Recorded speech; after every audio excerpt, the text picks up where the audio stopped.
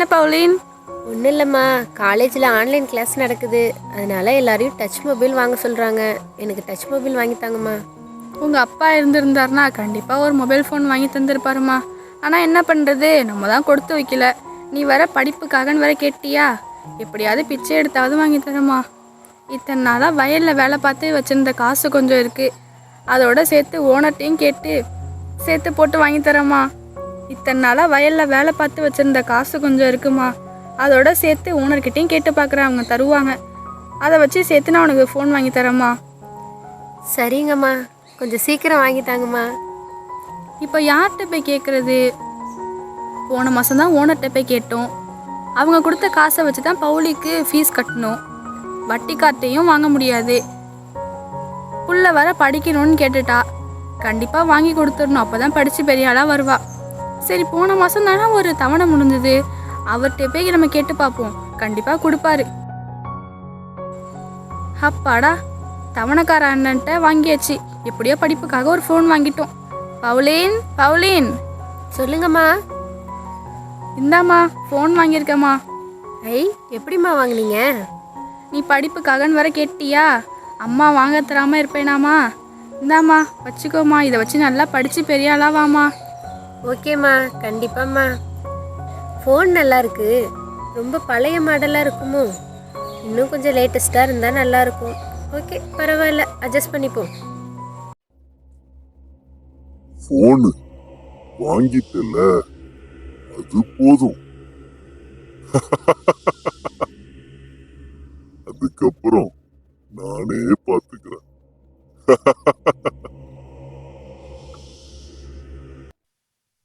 உனக்கு போர் அடிக்கவே இல்லையா? அந்த ஃபோனில் தான் யூடியூப்னு ஒரு ஆப் இருக்கே, பாரு, நல்லா இருக்கும்.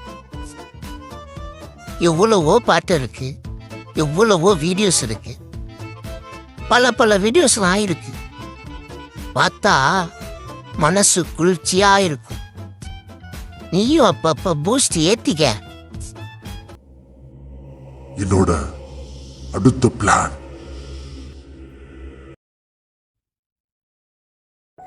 நம்ம எப்போ பார்த்தாலும் படிச்சுக்கிட்டே இருக்கோமே. நம்ம ஃப்ரெண்ட்ஸ் கூட சொன்னாங்களே, ஃபோனில் எது யூடியூப்னு ஒரு ஆப் இருக்குன்னு, வீடியோலாம் நிறைய பார்க்கலாமா. கொஞ்சம் நேரம் தான் போய் பார்ப்போமே. இதை பார்க்கலாம், பட் தெரியாமல் பார்க்கணும், ஏன்னா அம்மா கிட்ட மாட்டிப்போம்.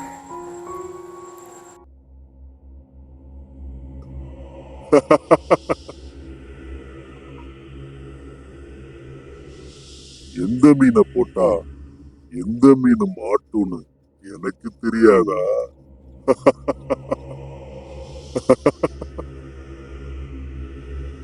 அடுத்த பிளான், நான் தான் வாட்ஸ்அப். நீங்கள் லைக் பண்ணலாம், ஷேர் பண்ணலாம், செல்ஃபி போடலாம், உங்கள் ஸ்டேட்டஸும் போடலாம். நீங்கள் யூஸ் பண்ணி பாருங்கள், என்னை விடவே மாட்டீங்க. ஃப்ரெண்ட்ஸுக்கிட்ட பேசலாம், உங்கள் லவர்கிட்ட பேசலாம், அடுத்தவன் வீட்டு பொண்டாட்டிக்கிட்டையும் பேசலாம். எல்லாமே நல்லாக்கும். இங்கே உட்காந்துருக்கிற உங்கள் ஃபோனை எடுத்து பாருங்க, நான் இருப்பேன். அவ்வளோ பாசம் என் மேலே உங்களுக்கு. நான் இல்லாமல் நீங்கள் இருக்கவே முடியாது. நீங்கள் என்னை கண்டிப்பாக நம்பலாம். உங்கள் அந்தரங்கமான விஷயத்தை யாருக்கிட்டையும் சொல்ல மாட்டேன். ஆனால் எனக்கு மட்டும் தெரியும், இல்லை?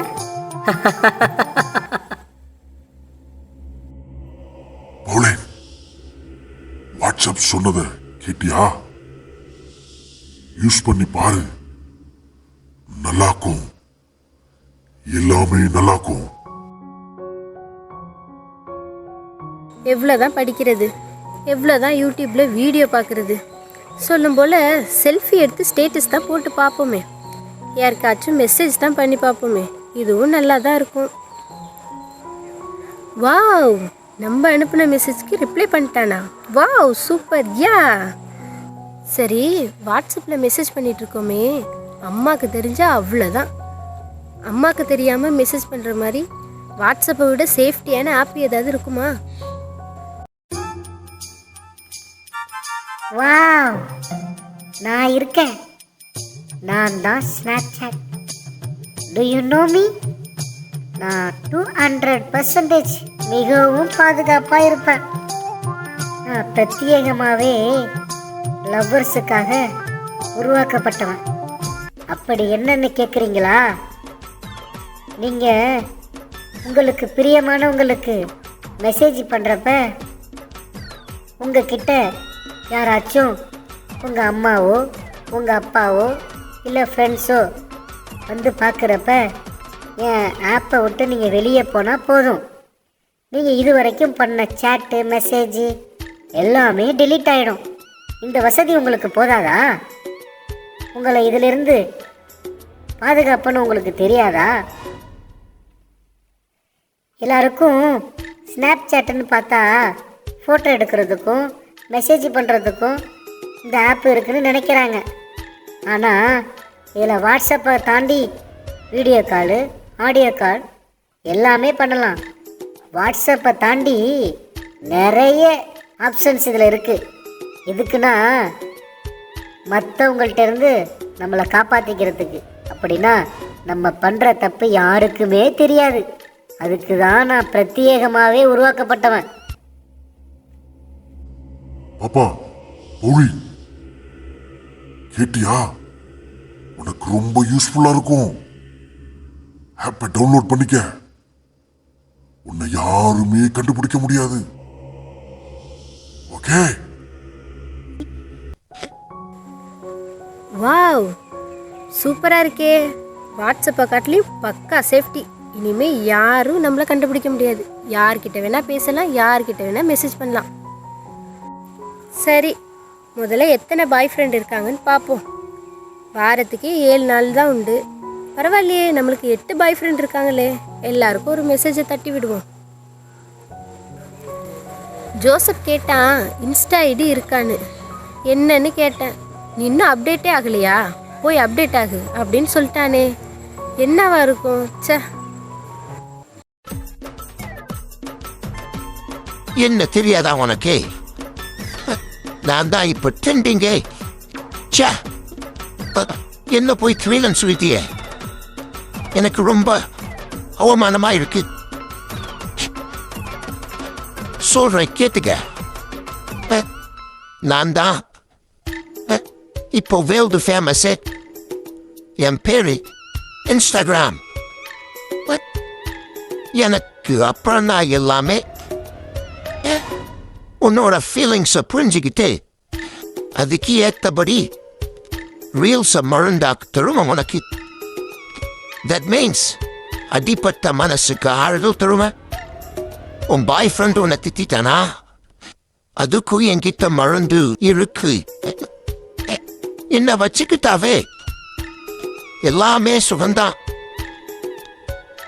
இந்த உலகமே உன் கையில் இருக்கு.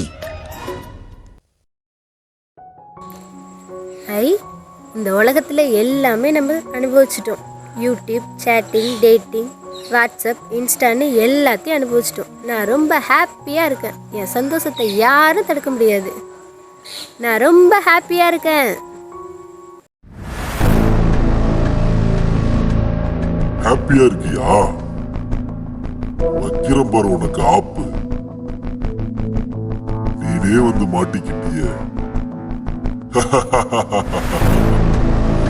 அட முட்டாள் ஜனங்களே, இந்த உலகம் கொடுக்கிற சந்தோஷத்தை அனுபவிக்கிறதுக்காக நித்தியமா கொடுக்கிற சந்தோஷத்தை, இந்த நித்திய வாழ்க்கைய இழக்கிறீங்களே. உங்களுக்கெல்லாம் நாலேஜின்னு ஒண்ணு இருக்கா? நான் தான் பெருமையில நித்தியமான அந்த இடத்தை விட்டு தள்ளப்பட்டுட்டேன். அதனால அந்த இடத்துக்கு, நித்தியமான இடத்துக்கு அதனால என்னால செல்ல முடியாது. இன்னும் உங்களையும் விட மாட்டேன். அதுக்காகத்தான் நான் சுத்தி சுத்தி வந்துகிட்டே இருக்கேன்.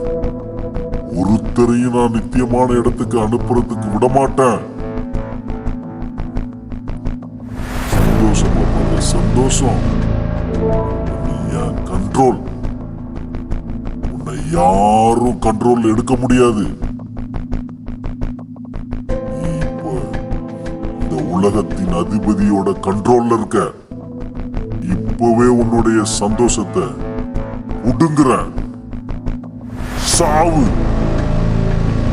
சாவு. ஐயோ, என்னோட மூச்சே போன மாதிரி இருக்கே. ஐயோ, இருளுக்குள்ள இருக்கிற மாதிரி இருக்கே. இந்த உலகமே என் கையில் இருந்த மாதிரி இருந்துச்சு. ஐயோ, எல்லாமே ஒரே நொடியில் முடிஞ்சு போயிடுச்சு. நான் என்ன பண்ணுவேன்? ஐயோ, எல்லாம் ஒரு நொடியில் முடிஞ்சு போயிடுச்சு. ஐயோ, நான் படிப்பில் எல்லாம் தோற்று போயிட்டேன். நான் நம்பியிருந்த என் பாய் ஃப்ரெண்ட்ஸ்லாம் என்னை விட்டு போயிட்டாங்க. என் குடும்பத்துக்கே என்னால் அவமானம். நான் நம்பின ஆப்பு எல்லாம் எனக்கு ஆப்பு வச்சிருச்சு. ஐயோ, நான் என்ன பண்ணுவேன்? அப்போவே எங்கள் பாஸ்டர் சொன்னாங்க, டச் மொபைலை அளவாக பயன்படுத்துங்க, அளவாக பயன்படுத்துங்க. நான் கேட்கலையே. இப்போ நான் என்ன பண்ணுவேன்? இதுக்கு ஒரே வழி நான் சாவுறது தான். நான் செத்துடுறேன். நான் செத்துடுறேன். நான் செத்துடுறேன். மகளே, வேண்டாம், நீ சாக வேண்டாம். நான் உனக்காக முன்பே சிலுவையில் மரித்து விட்டேன். போ, இனி பாவம் செய்யாது. பிசாசானவன் யாரை விழுங்கலாமோ என்று வகை தேடி கெர்ச்சிக்கிற சிங்கத்தைப் போல சுற்றி திரிகிறான். எனவே பிசாசுக்கு எதிர்த்து நிற்க வேண்டுமென்றால் ஜெபமே பிரதானம். அந்த ஜெபம் உன்னை காப்பாற்றும். ஜெபம் உன்னை வழிநடத்தும். அந்த ஜெபமே உன்னை நித்தியத்திற்கு கொண்டு சேர்க்கும். நீ 2025ஆம் ஆண்டு ஜெபம் பண்ணாமல் இருந்தபடியால் பிசாசினுடைய கண்ணியில் சிக்கிக்கொண்டாய். ஆகையால் கிருபையாய் கிடைத்த இந்த 2026ஆவது ஆண்டிலாவது ஜெபம் பண்ண விட்டுவிடாது. ஜெபமே பிரதானம். ஜெபமே பிரதானம். ஜெபமே உன்னை காப்பாற்றும். ஜெபமே உன்னை காப்பாற்றும். பாத்தீங்களா, தகுதியே இல்லாத நமக்கு ஆண்டவர் இந்த ஆண்ட கிருபையா நமக்கு கொடுத்திருக்காங்க. கலன்னு நினைச்சு நம்மளை குடுக்கி போட்டிருந்தா இந்த 2026ஆவது ஆண்டுக்குள்ள நம்ம வந்திருக்க முடியாது. கொத்தி எரு போடுவோம், இந்த ஆண்டுலையாவது கனி கொடுப்பாங்களா என்று ஒரு எதிர்பார்ப்போட தான் இந்த 2026ஆவது ஆண்டுக்குள்ள நம்மளை அழைச்சிட்டு வந்திருக்கிறாரு. கனி கொடுக்க கூடாதபடிக்கு எதிர்த்து நிற்கிற பிசாச நம்ம எதிர்த்து நிற்கணும்னா ஜெபம் பண்ணணும். இந்த 2026ஆவது ஆண்டுல நம்ம எல்லாரும் ஜெபம் பண்ணணும். ஜெபம் தான் நமக்கு பாதுகாப்பு. ஜெபம் தான் நம்மளை காப்பாற்றும். ஜெபம் தான் நம்மளை நித்தியத்துக்கு சேர்க்கும். ஆமென்.